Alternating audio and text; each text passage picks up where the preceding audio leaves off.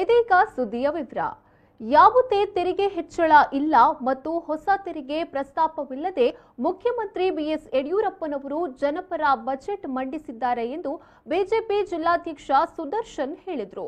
ಈ ಕುರಿತು ಮಂಗಳೂರಲ್ಲಿ ಮಾಧ್ಯಮಗೋಷ್ಠಿಯಲ್ಲಿ ಮಾತನಾಡಿದ ಅವರು, ಮಹಿಳಾ ದಿನಾಚರಣೆಯಂದು ಮಂಡಿಸಿರುವ ಈ ಆಯವ್ಯಯದಲ್ಲಿ ಮಹಿಳೆಯರ ಸ್ವಾವಲಂಬನೆ, ಸುರಕ್ಷತೆ, ಉದ್ಯಮಶೀಲತೆ ಮತ್ತು ಅಭ್ಯುದಯಕ್ಕೆ ನೆರವಾಗುವ ಯೋಜನೆಗಳನ್ನು ರೂಪಿಸಲಾಗಿದೆ.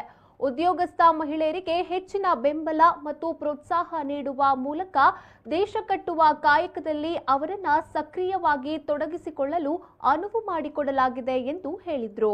ಇನ್ನು ಪ್ರವಾಸೋದ್ಯಮದ ಅಭಿವೃದ್ಧಿಗೆ 500 ಕೋಟಿ ರೂಪಾಯಿಗಳ ಯೋಜನೆಯನ್ನ ರೂಪಿಸಲಾಗುವುದು. ಕಡಲ ಕಿನಾರೆಗಳ ಅಭಿವೃದ್ಧಿ ಹಾಗೂ ಪರಿಸರ ಪ್ರವಾಸೋದ್ಯಮಕ್ಕೆ ಉತ್ತೇಜನ ನೀಡಲಾಗಿದೆ. ಇನ್ನು ಪ್ರತಿಕೂಲ ಪರಿಸ್ಥಿತಿಯ ನಡುವೆಯೂ ಸಮಾಜದ ಸರ್ವ ವರ್ಗಗಳ ಹಿತರಕ್ಷಣೆಗೆ ಸ್ಪಂದಿಸುವ ಬಜೆಟ್ ಮಂಡಿಸಲಾಗಿದೆ ಎಂದವರು ಹೇಳಿದರು.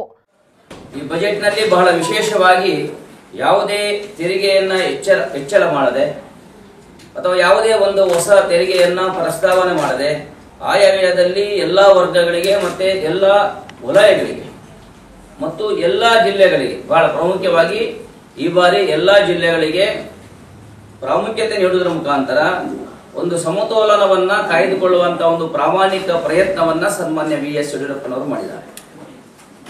ಅದೇ ರೀತಿ ಸೋಮವಾರ ದಿವಸ ಮೊನ್ನೆ ವಿಶ್ವ ಮಹಿಳಾ ದಿನಾಚರಣೆ. ಈ ಒಂದು ಸಂದರ್ಭದಲ್ಲಿ ಮಹಿಳೆಯರ ದಿನಾಚರಣೆಯನ್ನು ಮಂಡಿಸಿರುವಂತಹ ಈ ಬಜೆಟ್ನಲ್ಲಿ ಮಹಿಳೆಯರ ಸ್ವಾವಲಂಬನೆ, ಸುರಕ್ಷತೆ, ಉದ್ಯಮಶೀಲತೆ ಮತ್ತು ಅಭ್ಯುದಯಕ್ಕೆ ನೆರವಾಗುವಂತಹ ಅನೇಕ ಯೋಜನೆಗಳನ್ನ ಸನ್ಮಾನ್ಯ ಬಿಎಸ್ ಯಡಿಯೂರಪ್ಪನವರು ಮಂಡಿಸಿದ್ದಾರೆ.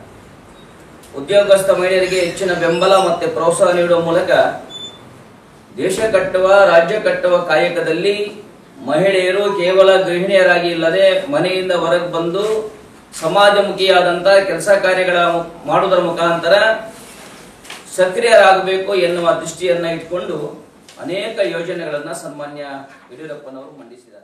ಇನ್ನು ಬಜೆಟ್ನಲ್ಲಿ ದಕ್ಷಿಣ ಕನ್ನಡ ಜಿಲ್ಲೆಗೆ ಹಲವು ಯೋಜನೆಗಳ ಮೂಲಕ ಅನುದಾನ ಮೀಸಲಿಡಲಾಗಿದೆ ಎಂದು ಇದೇ ಸಂದರ್ಭದಲ್ಲಿ ಹೇಳಿದರು.